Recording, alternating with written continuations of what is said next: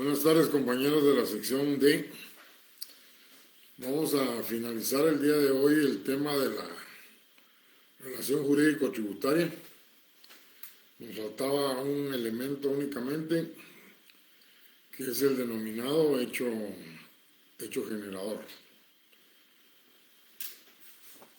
Desde el semestre anterior, yo les he venido señalando en diversas oportunidades este concepto de hecho generador. Y lo que sucede es que prácticamente se considera el más importante de una ley tributaria. Y se considera el más importante porque es el que nos va a decir cuál es la condición que debe de cumplir el sujeto pasivo para que le nazca la obligación del pago del impuesto. No se puede concebir una ley tributaria si no establece los hechos generadores. Y por eso yo les mencionaba a ustedes que en el artículo 239 de la Constitución de la República se señala claramente como primer elemento estructurante de una ley que crea los impuestos el hecho generador de la relación tributaria. Ya después vienen los demás elementos, pero hasta en la Constitución se le da la prioridad a este elemento. Y es porque el hecho generador prácticamente es una hipótesis que está contenida en una norma o en varias normas, dependiendo de la ley que se trate. En el JUSI ustedes pudieron ver que se trata de una sola norma donde se habla de los sujetos propietarios, usufructuarios de bienes del Estado y poseedores. Pero hay leyes como el impuesto sobre la renta o el IVA que ustedes van a tener la oportunidad de leer para otro examen, y ahí van a poder establecer que no es un hecho generador, sino son varios los hechos generadores del impuesto. En la ley de timbre que ustedes ya leyeron, dice que en el artículo 1 dice que es un impuesto documentario y que sirve para gravar los documentos que contienen los actos y contratos que se expresan en esta ley. Y entonces ya les describe en el artículo 2 los documentos que están afectos. Y posteriormente las tarifas específicas para cada uno de los documentos que se emiten, independientemente de dar una tarifa general para todos los demás actos y contratos afectos, dice el 3%. O sea, aquí en un solo artículo se encuentra la condición, la hipótesis. Mientras que en el impuesto sobre la renta, cuando lo veamos, ustedes van a poder establecer que hay varios hechos generadores. La próxima semana que veamos la ley del IVA, también van a poder observar ustedes que hay varios hechos generadores. En síntesis, lo que pretendemos decir es que cuando una persona, o sea, el sujeto pasivo, se ubica dentro de la condición que establece la ley, o sea, cumple con la hipótesis contenida en la ley, automáticamente a este sujeto le surge la obligación del pago del impuesto. O sea, surge la obligación tributaria, como dijimos que le decía al Código Tributario a la relación jurídico-tributaria. También es de entender que cuando esta persona se ubica dentro de esa condición, es porque ha cumplido con el aspecto material que tiene la norma. Y en el caso del impuesto del UCI, el aspecto material es relacionado con los inmuebles. Por eso dice personas propietarias de inmuebles, personas usufructuarias de bienes del Estado, bienes inmuebles del Estado, o poseedores, se entiende poseedores de bienes inmuebles. Entonces aquí estamos hablando de ese otro aspecto que debe tener el hecho generador, la persona exacta que debe de cumplir con la condición o con la hipótesis que está plasmando el legislador. Y definitivamente se puede decir entonces que es un presupuesto legal hipotético cuya configuración en determinado lugar y tiempo con respecto a una persona da lugar a que el Estado pueda ejercer su derecho para el cobro de una determinada cantidad de dinero. Para que el Estado pueda tener derecho a cobrar o a exigir esa prestación, es indispensable que el sujeto haya cumplido con ese aspecto material. Dijimos que el principio de generalidad consistía en que aplicaba en todo el territorio, pero no por eso lo van a pagar todas las personas. Si yo toda la vida he rentado un inmueble para poder vivir, yo no puedo ser afecto al impuesto del UCI, porque para eso necesito ser propietario, necesito haber cumplido con esa condición. Y mientras yo no cumpla con esa condición, no puede el Estado exigirme el pago de ninguna cantidad de dinero. Entonces, el nacimiento de la obligación tributaria tiene lugar cuando las personas se ubican dentro de esa condición, dentro de esa hipótesis contenida en la ley tributaria. Y lo debe de hacer en la forma exacta, en la forma concreta, como lo dice la ley, para que le pueda surtir ese efecto. Por eso, más adelante, cuando expliquemos las exenciones, y vamos a decir que las exenciones son unas hipótesis negativas, porque no permiten el nacimiento de la obligación tributaria. Y por eso el hecho generador se considera una hipótesis positiva, porque cumple con el objeto por el cual fue creado el impuesto, que es generarle recursos al Estado.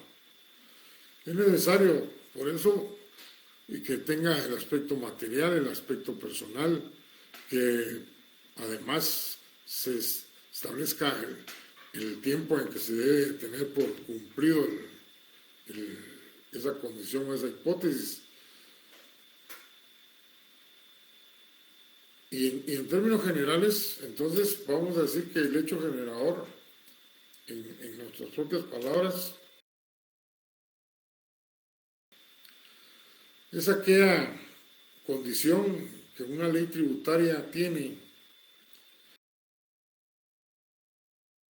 y que para que pueda nacer a la vida jurídica, legal, y producir el efecto que el legislador estableció o procuró al momento de crearla, es indispensable que un particular llamado sujeto pasivo cumpla con esa condición creada por el legislador para que así a éste le nazca la obligación del pago del impuesto.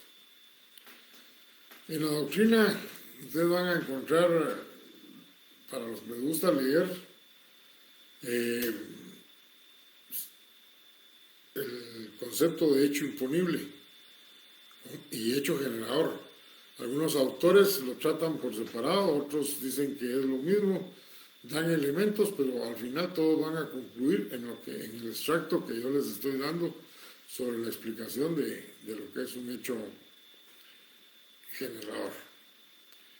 Bien, con esto pues prácticamente hemos terminado el material del tema de la relación jurídico-tributaria y es hasta donde vamos a evaluar para el examen parcial. Todavía no me han dado fechas de examen, todavía no han publicado nada.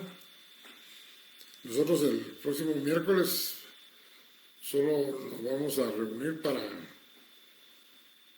hablar algo sobre la ley del IVA y resolver el laboratorio ese del IVA que yo les voy a enviar cuando termine la segunda clase. Si hacen favor de sacar su ley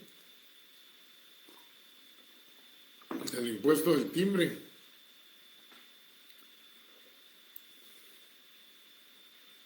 hoy hay menos compañeros incorporados, 65 nada más. Bueno, ya les expliqué lo del artículo 1, el 2, el 3, el 4 y el 5, que es sobre las tarifas.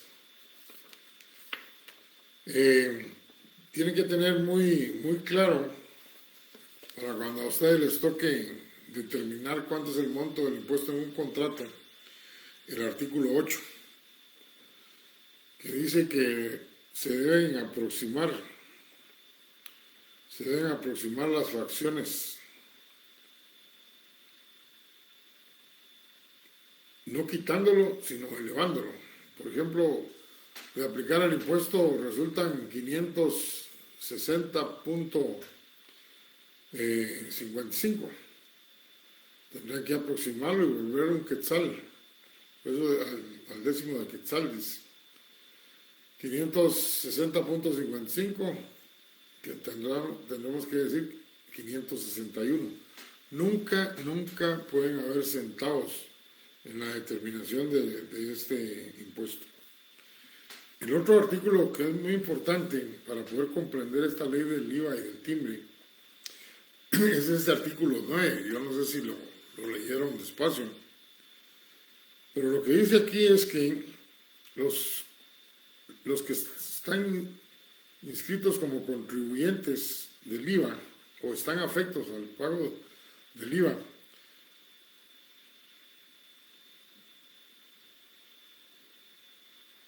dice, deben de pagar el impuesto del timbre en todos aquellos actos o contratos que se celebren de conformidad con esta ley, cuando dichos actos y contratos no estén gravados por el IVA.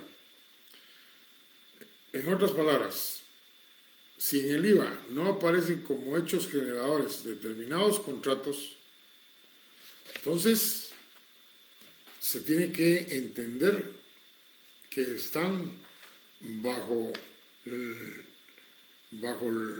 la tutela de esta ley.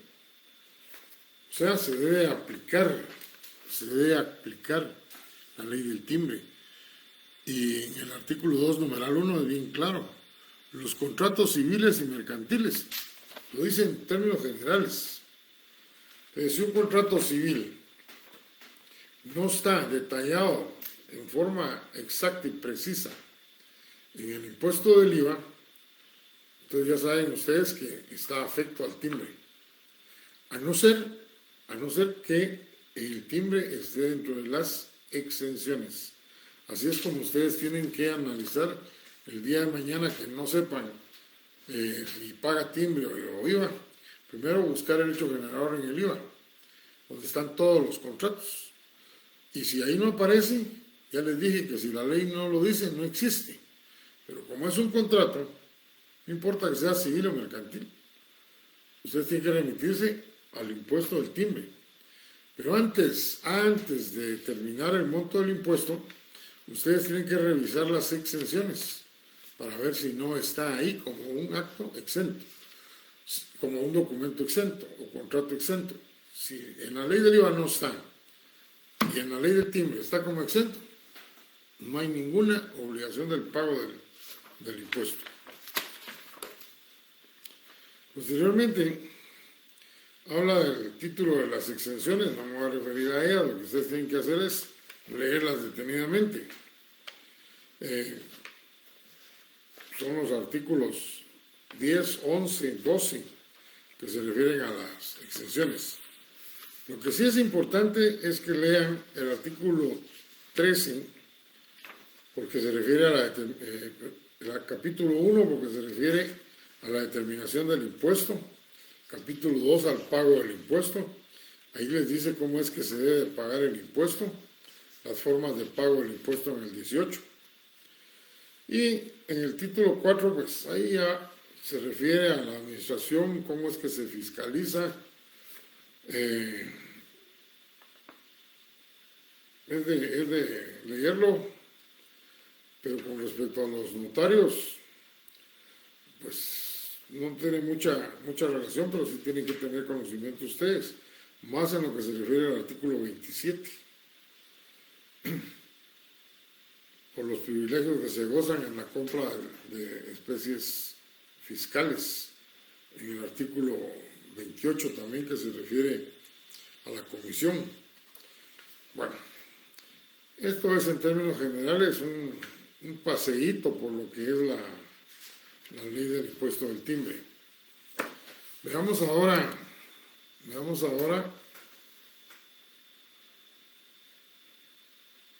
el laboratorio.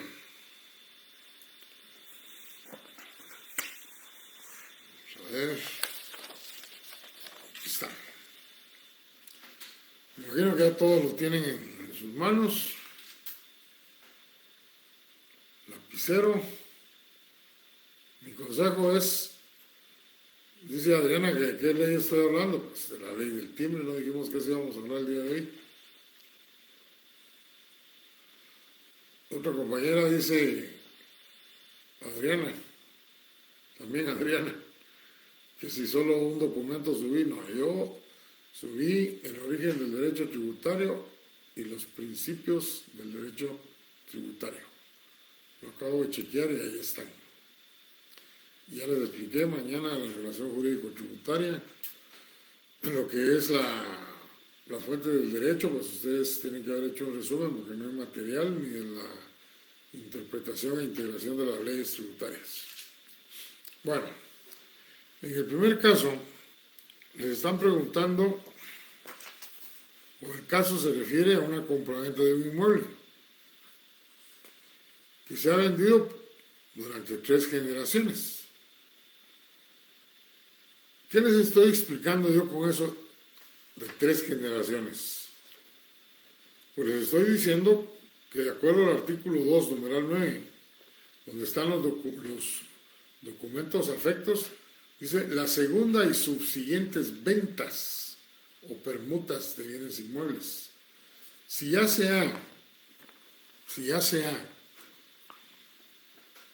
hecho ventas más de 3 veces, esto no puede ser una compraventa dentro de la ley del IVA, sino que está bajo la tutela de la ley del impuesto del timbre. Entonces, dice, da el valor del inmueble y de la compraventa según en la matrícula fiscal, pero no sabe si debe extender factura o escritura. En primer lugar, don José Rodríguez no es un contribuyente del IVA como para que tenga que extender factura. Es un médico y cirujano. Y entonces, como no tiene facturas que correspondan a actividades inmobiliarias, sino que solo por servicios profesionales, lo que tiene que hacer es ir ante el notario y que se haga la escritura de compraventa. En estos casos, el documento que se debe emitir es una escritura, según el artículo 19. ¿Qué impuesto debe pagar? El impuesto del timbre. ¿Y cuáles son las citas legales cuánto debe pagar de timbre? Pues 15,000 quetzales, el 3% de los 500,000. La cita legal, artículos 2, numeral 9, 4 y 19. Para los compañeros que no tengan las mismas respuestas, les aconsejo que tengan un papel a la par y solo identifiquen el caso con el número del caso y escriban las respuestas y después confrontan con lo que ustedes escribieron y lo que yo les estoy señalando. Es una bonita forma de aprender haciendo, analizando. En el caso número 2, dice que se fracciona una escritura de compraventa por 45,000 y es lo que está inscrito en la matrícula y el catastro. Corresponde a la 5ª inscripción de dominio. Aquí les estoy diciendo muy explícito, con que son más de 2 inscripciones.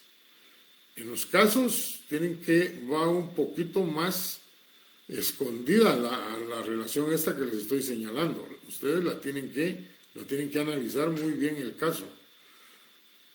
Porque recuérdense que la ley del IVA y el timbre se van a examinar el mismo día. Entonces, por eso cuando hablemos de la ley del timbre, ahí hay otras compraventas y ustedes se tienen que dar cuenta a qué corresponde esas compraventas, que es la primera venta.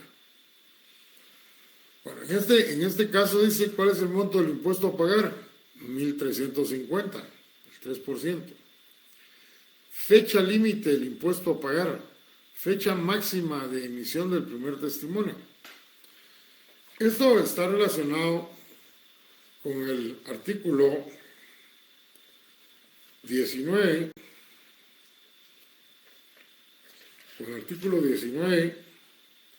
y el artículo 16, numeral 1. El 16, numeral 1 dice: el impuesto debe pagarse en las escrituras públicas cuando se compulsa el testimonio, no tiene plazo. Era lo que yo les explicaba, que en el IVA sí hay un plazo de 15 días, en el impuesto del timbre no, cuando se compulsa el testimonio.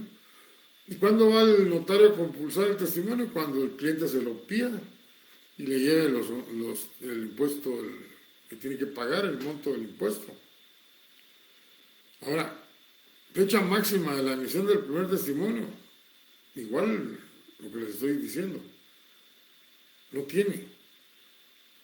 Y desde luego, un tip, cuando uno hace esta clase de compraventas y el cliente les dice, no, el testimonio lo vamos a emitir posteriormente. Ojo, los honorarios se los tienen que dejar pagados. Porque si no, posiblemente sus honorarios los vean el día del juicio por la tardecita. Así que duchos en eso, porque no tiene fecha para el primer testimonio, para extenderse. Y posiblemente él lo sabe, lo único que les va a pedir es una fotocopia. Y eso es más que suficiente para él. Entonces, 1,350 no tiene artículos 2, numeral 9, 4, 16, numeral 1 y 19. El caso número 3 dice, el señor Baudilio logró comprar una casa que antes era de su abuelo. Y ahí ya les dije, es la segunda venta, cuyo valor registral es de 90,000. Y dice otros ahí aspectos. ¿Cuánto deberá de pagar en concepto de IVA? Sí, es un caso que está metido dentro de la ley de timbre. Y la pregunta es bien capciosa, desde luego, es un laboratorio. ¿Por qué les digo cuánto deberá pagar en concepto de IVA y no de timbre? Si alguno, cuando dio IVA se remitió a la ley del IVA, cometió un gran error. Porque este es un laboratorio del impuesto del timbre y tiene que ser contestado con el impuesto del timbre. tendría que haber leído de nuevo. Se equivocaría el licenciado. Dice, el señor Baudilio, luego de grandes esfuerzos, logra comprar una casa que antes era de su abuelo. Para que sea antes del abuelo, es porque el abuelo ya la compró. Una primera venta. Ya para él es una segunda venta. Entonces, obligado. Está en el artículo 2, numeral 9. Las ventas subsiguientes a la primera. Entonces, no paga. Y si les hubiera puesto cuánto paga, pues el 3%, 2.700. Pero ahí no se pide el monto. Base legal 2, numeral 9. Y el 4, artículo 4.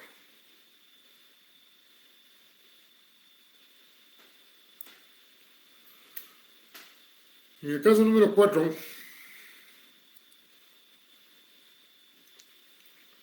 dice, el primer testimonio de una escritura que contiene un contrato mercantil que se acompaña a una demanda de daños es rechazada por el juez de instancia civil, porque no se tributó bien el impuesto. Todos los actos y contratos, les dije que decía el artículo 2, número 1. ¿Es correcta la posición del juez porque no se tributó bien el impuesto? No. Él no tenía que haber rechazado la demanda. Él le debió haber dado trámite, pero antes de continuar con el trámite, debe ordenar en la resolución que se pague el impuesto, la multa y los intereses correspondientes. Eso está en el artículo 21. Nunca se queden con el primer párrafo, los artículos hay que leerlos completos. Aquí sí les hago la primera observación por la cual muchos tienen malo los casos. Ven que el artículo, así como el 21, por si lo están viendo, tiene 3 párrafos. Pero como en el primer párrafo encontraron la respuesta, entonces ya no leen lo demás. Y posiblemente en el último párrafo hay una excepción. En este caso no la hay, pero en otros artículos sí. Entonces, conforme al primer párrafo, la respuesta podría ser sí.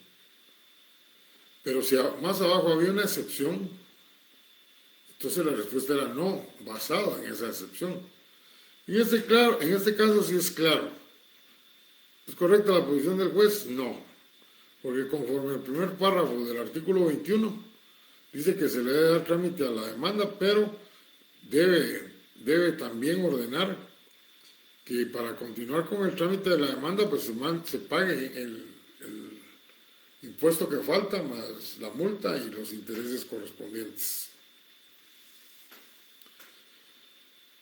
El siguiente dice, la Fundación del Maíz es notificada por la SAT de que repartió utilidades entre sus asociados y como consecuencia debe pagar el impuesto del timbre. ¿Es correcta la posición de la SAT? Sí. La cita legal está en el artículo 10, numeral 4. Es una fundación. Las fundaciones no lucrativas no pueden repartir utilidades. En el caso 6 se refiere a una cooperativa. Y le piden a usted que inscriba un nombramiento. O sea, primero hace el nombramiento. No le van a pedir solo que lo inscriba. Para no poner muchas palabras, solo pusimos que se inscriba el nombramiento del representante legal. Y luego le dice, ¿cuánto paga de impuesto por la fracción del nombramiento? Entonces ustedes tendrían que remitirse al artículo donde están las tarifas específicas y buscar cuánto es lo que pagan los nombramientos. Y en este caso van a encontrar la respuesta en el artículo 5, numeral 5. Y dice títulos, documentos acreditativos del nombramiento extendidos en acta notarial, 100 quetzales. Entonces, en base a eso ustedes contestarían, ¿es correcta la posición de la SAT? No, perdón. ¿Cuánto tienen que pagar de impuesto por la fracción del nombramiento? 100 quetzales pondrían ustedes. Cita legal, artículo 5, numeral 5.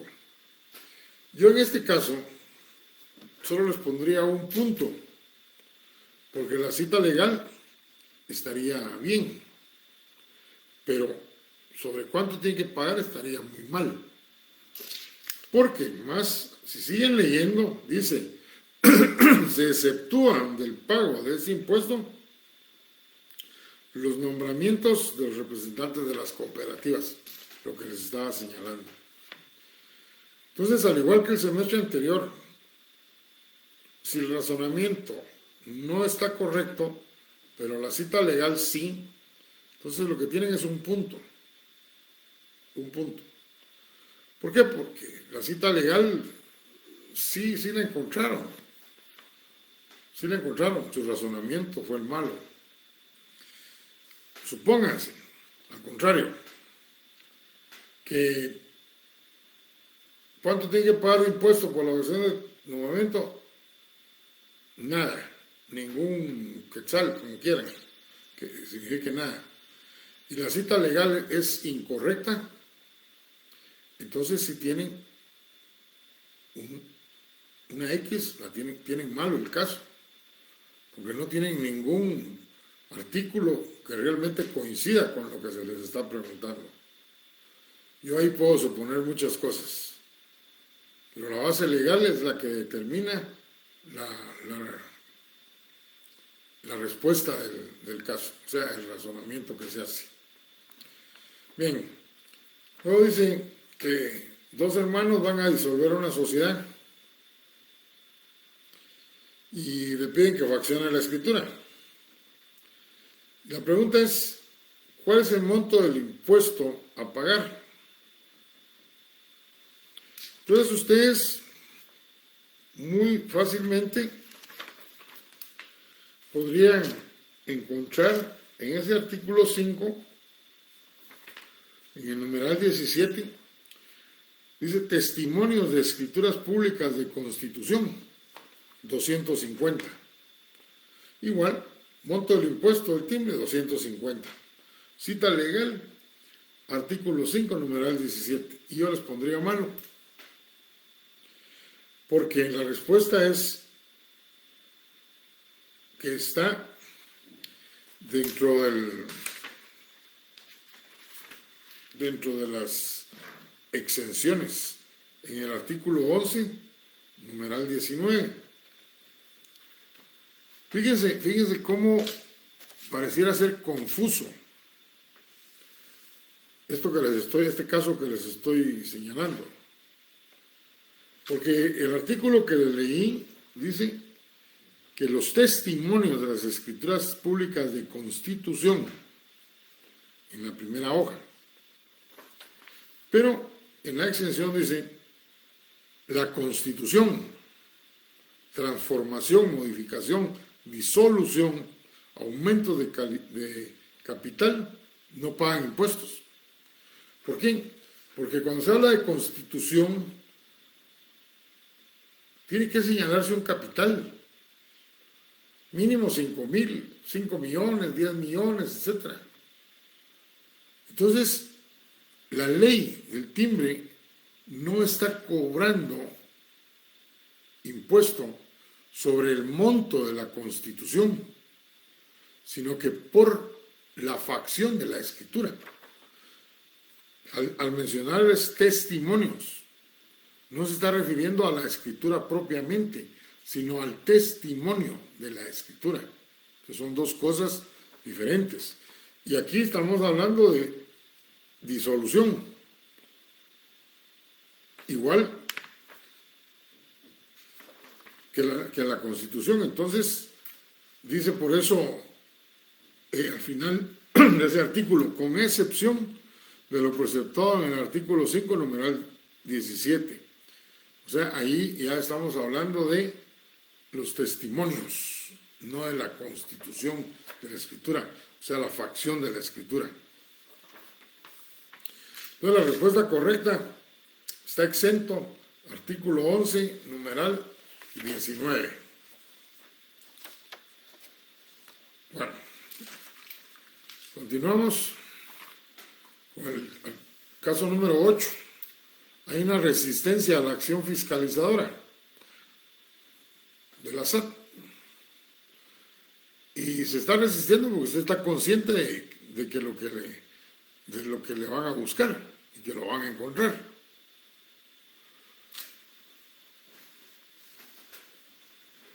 Dejó de pagar, violó los marchamos.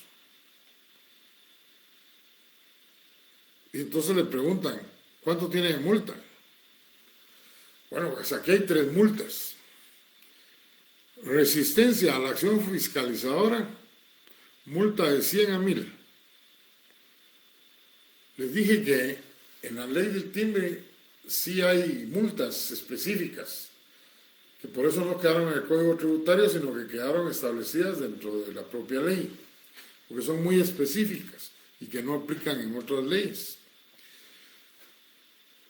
Esto por ejemplo, de las máquinas estampadoras, eso solo se da en la ley del timbre. Entonces, ¿cuánto tiene de multa? 1, resistencia a la acción fiscalizadora de 100 a 1000. Artículo 30, numeral 2. Por no pago del impuesto, 20% del impuesto omitido. Como dejó de pagar el impuesto, 20% del impuesto omitido. Artículo 30, numeral 1. Y como el bendito Señor eliminó los marchamos, tiene una multa de 5,000. Artículo 30, numeral 3, literal C. Bien. En el caso número 9, dice el día de hoy en su oficina, don Rubén y don Ramón realizan una transacción mercantil y la documentan como un pagaré. Y se mencionan las sumas y los vencimientos.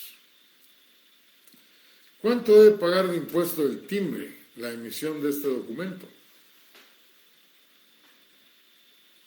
Bueno, aquí ya tienen que tener ustedes recuerdos en su memoria de lo que aprendieron en Derecho Mercantil. ¿Qué clase de pagaré, qué clase de documento es el pagaré? Entonces, van a tener que ir a buscar, si no se recuerdan, van a tener que ir a buscar al Código de Comercio. Y ahí van a encontrar que pagaré es un título de crédito.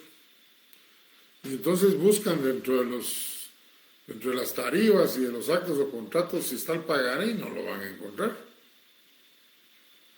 ¿Pero qué me van a poner? ¿Que no, la respuesta no está en la ley?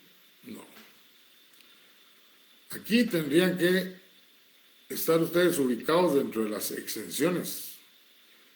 Dice los títulos de crédito, su emisión, transmisión, etcétera, están exentos del pago. Artículo 11, numeral 9.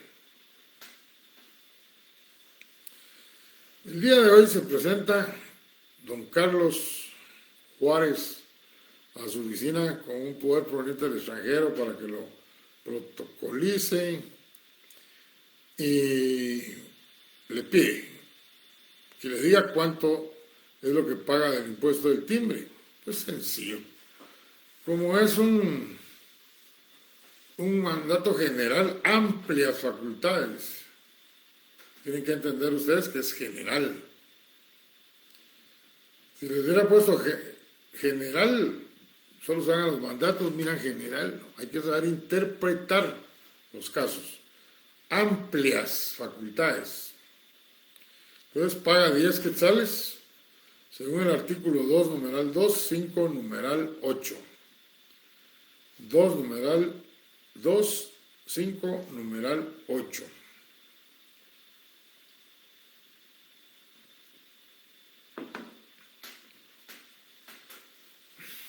El Banco del Maíz. En todos los casos ustedes van a encontrar Banco del Maíz, Banco del Cacao. Esos son dos bancos que en mi imaginación, digo, son míos. Hasta el día que funden con esos nombres van a dejar de ser míos, pero por el momento, como son surrealistas, en mi imaginación son mis bancos. Y le otorgan un crédito por 160,000. Y le preguntan, ¿cuánto debe pagar de impuesto del timbre? Pues estamos hablando de la ley del timbre, ¿verdad? Pero cuando ya estén con la ley del IVA, ¿a dónde van a ir? ¿Al timbre o al IVA? Por eso es que tienen que leerlas. Y a la hora del examen no van a saber si timbre o IVA. Ese es el problema. Y por eso es que no logran contestar todos los casos. Así que mucho ojo. Bueno, en este caso, todos los créditos bancarios están exentos. Todos los créditos bancarios. Y eso lo dice el artículo 11, numeral 16. Y por último, algo que tiene que ver así como que con cuestión de procedimiento. Le notifican un ajuste, porque no tributó bien el impuesto del timbre, un testimonio. Pero hacen caso omiso de la notificación. Y esta le fijaba 10 días para pagarlo. Entonces buscan ustedes y dice sí es cierto, me pueden dar un plazo. Y como así empieza el artículo. Entonces, ¿es correcta la posición de la administración? Ustedes van a poner sí. ¿Por qué? Porque se le fija un plazo para que cumpla. Estoy hablando de una respuesta que podría poner cualquiera de los compañeros. Cita legal, artículo 39. Entonces yo, a pesar de que el artículo es correcto, yo le tendría que poner malo. ¿Por qué? Porque le está dando un plazo de 10 días. Y el artículo 39 no dice 10 días, dice 15 días para que pague. Entonces, ¿es correcta la posición de la administración? No le está dando el plazo correcto. En su caso, ¿por qué? Porque le diga 10 días y son 15 días para pagar. Artículo 39. En otras palabras, lean bien los casos. Y cuando encuentren un artículo, lean bien el artículo y vuelvan a leer el caso. De lo contrario, las respuestas están malas. Recuerden ustedes que yo no tengo ningún problema para dar revisión de examen. No les puedo dar revisión de la teoría porque esa la califica el sistema. Pero lo que es la práctica, yo la imprimo. Me lleva tiempo imprimir todos los exámenes porque son 3 hojas las que se imprimen. Pero las imprimo. ¿Para qué? Para poder analizar bien sus respuestas, poder calificar correctamente.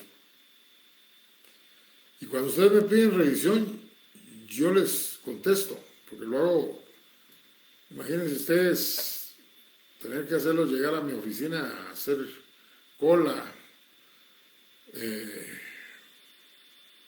Bueno, es complicado, y más en estos tiempos en que continúa este asunto del COVID. Ya lo había pensado en citarlos a mi oficina el año pasado, pero dije yo no. Alguien puede decir, las actividades presenciales están prohibidas y me va a acarrear problemas, entonces mejor por internet. ¿Qué hago? Usted, caso número 1, usted contestó tal cosa, lo correcto es tal. Puntero 0. Usted contestó, los casos número 2, correcto. O sea, ya no tienen explicaciones, está bueno. Ustedes lo que quieren saber es lo malo. Y así detallo los 5 casos. Y por eso ustedes tienen que tener mi correo, para que sea mi correo donde ustedes me piden la revisión, pues los que quieran. Recuérdense que desde el semestre anterior les dije yo que mi margen de error es un punto para arriba o un punto para abajo. Así que mejor hacer un buen examen, para no tener problemas con la zona mínima y el examen y para el final. Lo que dije el primer día de clases es cierto, yo no dejo trabajos, yo no puedo regalar puntos. Lo que hago es, con mucho gusto, cumplir con el reglamento, darles revisión de examen, a nadie se la niego, para que comprenda y vea sus errores. Pero que por separado me escriban y empiecen a decir un montón de cosas para que les suba el puntero, eso es imposible. Bueno, con esto pues ya se dieron cuenta más o menos cómo vienen los casos del impuesto del timbre. Mañana les voy a mandar el último material. Sí, muy bien la pregunta de la compañera Andrea. Mi correo es Henry Almengor. Espérenme, les voy a dar el institucional, para que no se me confunda con los demás. Mañana les doy, el miércoles les doy mi correo, porque así no me lo sé exactamente cómo es. Pero el miércoles se los voy a escribir mejor, para que ahí me pidan todo lo que necesiten y no se me confundan entre los otros correos que yo recibo y se me pueda ir alguien sin que le dé revisión. Muy bien, entonces ya les traté de explicar lo mejor que pude, los casos y las realidades que ustedes pueden enfrentar en el ejercicio profesional. Nos vemos el próximo miércoles. Que tengan buen descanso largo. Pasen buena noche.